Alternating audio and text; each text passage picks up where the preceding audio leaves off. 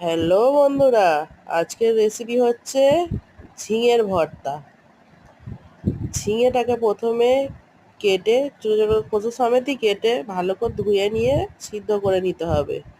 তার মধ্যে গোটা কত ভাজা বাদাম, কাঁচা লঙ্কা, রসুন, পেঁয়াজ, চিংড়ি মাছ সব রকম ভেজে নিয়ে একসঙ্গে দিয়ে মিক্সিতে পিষে নিতে হবে। নিয়ে কড়াইতে তেল দিয়ে তাতে শুকনো লঙ্কা ফোড়ন দিয়ে দুটো কালা জিরে ফোড়ন দিয়ে দিতে হবে। কালা জিরে ফোড়ন দিয়ে ভালো করে ভাজা মতন হয়ে গেলে তাতে পেস্টটা দিয়ে দেবেন। তাতে পেস্টটা ঢেলে ভালো করে নাড়াচাড়া করতে হবে।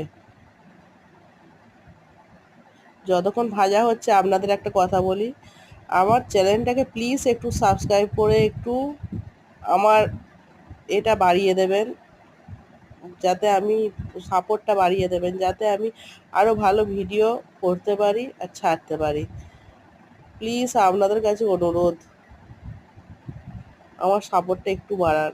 ভালো করে ভাজা ভাজা মতন হয়ে এলে নুন লঙ্কা হলুদ দিয়ে দিতে হবে। দিয়ে ভালো করে নেড়ে চেড়ে একদম শুকনো শুকনো হয়ে এলে লাস্টে একটু কাঁচা সরষের তেল দিয়ে ভালো করে নাড়াচাড়া করে নামিয়ে সার্ভ করুন।